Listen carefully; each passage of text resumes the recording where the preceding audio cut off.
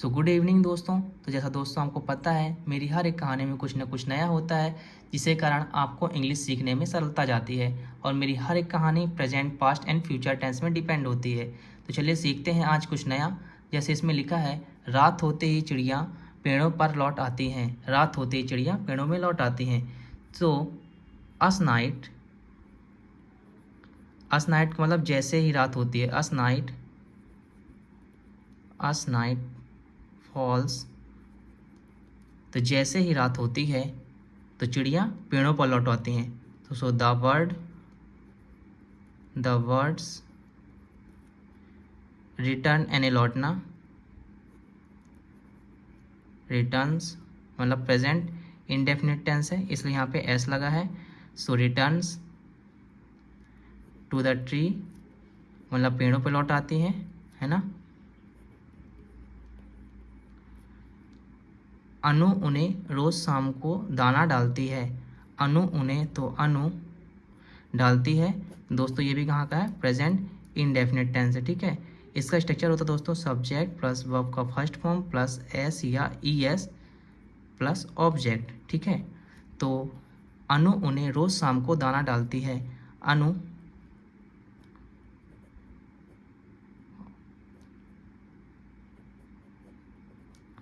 अनु every evening यानी हर शाम, every evening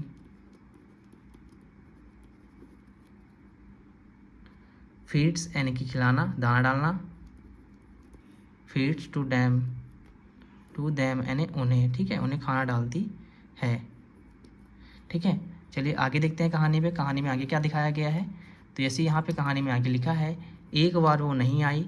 कौन नहीं आई, तो लड़की नहीं आई, तो अनु नहीं आई मतलब। तो ये कौन सा टेंस है, पास्ट इनडेफिनिट टेंस है। पास्ट इनडेफिनिट का स्ट्रक्चर होता है सब्जेक्ट प्लस वर्ब का सेकेंड फॉर्म प्लस ऑब्जेक्ट। ठीक है, तो एक बार वो नहीं आई, तो एक बार के दोस्तों हम यूज करते हैं वंस। तो वंस वो यानी कि सी डिड नॉट कम, पास्ट में डिड लगता है, पास्ट इंडेफिनिट में डिड नॉट कम, तो चिड़िया रुकी रही। सो द वर्ड्स, वर्ड्स क्यों लगा दोस्तों, यहाँ पे चिड़िया लिखा है। ठीक है, तो इसलिए यहाँ पे वर्ड्स लिखा है। तो वर्ड्स स्टे, स्टेड माने रुकना। ठीक है, STAYED, स्टेड यानी रुकी रही।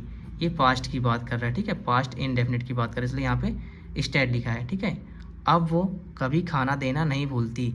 अब के लिए नाउ, अब वो के लिए सी, अब वो कभी खाना देना नहीं भूलती। नाउ सी नेवर फॉरगेट, दोस्तों यहाँ पे भूलती, तो ये कौन सा टेंस है, पास्ट प्रेजेंट इंडेफिनिट टेंस है। ठीक है, सब्जेक्ट प्लस वर्ब का फर्स्ट फॉर्म प्लस एस या ई एस प्लस ऑब्जेक्ट। ठीक है, तो now she never forgets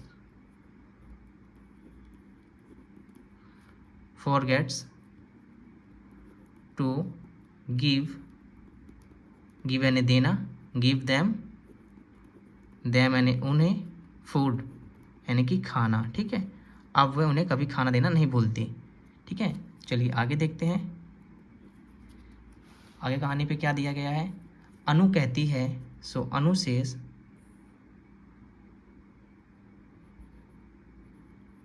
Anu says कहती है, तो प्रेजेंट इंडेफिनिट टेंस। ठीक है, प्रकृति हम पर भरोसा करती है। प्रकृति के लिए द नेचर भरोसा करना यानी कि ट्रस्ट करना,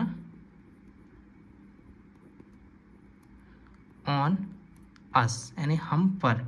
ठीक है, ऑन हम यहाँ दोस्तों क्यों लगाते हैं, ऑन का मतलब होता है पर, हम पर भरोसा करती है। ऑन अस हम पर भरोसा करती है। ठीक है, अब कल शाम वो और वर्ड हाउस लगाएगी। कल शाम यानी कि tomorrow,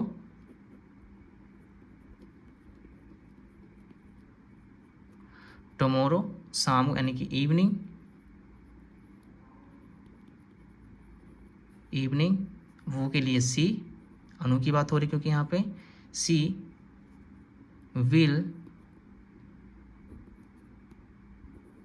put up, put up यानी कि लगाना, ठीक है, पुट अप मोर यानी और, मोर वर्ड हाउस यानी कि घर, ठीक है, चिड़िया घर, वर्ड हाउस, कल व शाम और वर्ड हाउस लगाएगी, ठीक है। तो tomorrow evening she will put up, she will यानी विल क्यों लगा दोस्तों, ये फ्यूचर की बात हो रही है, यहाँ पे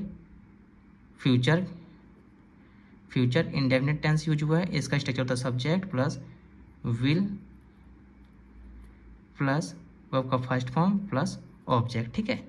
she will put up more words house, ठीक है। दोस्तों यदि आपको वीडियो अच्छी लगी हो, यदि थोड़ा सा भी समझ में आया हो, तो प्लीज़ दोस्तों मुझे सपोर्ट करिए and thank you for watching this दोस्तों वीडियो। Thank you. जय हिंद, जय Bharat. Please subscribe this channel.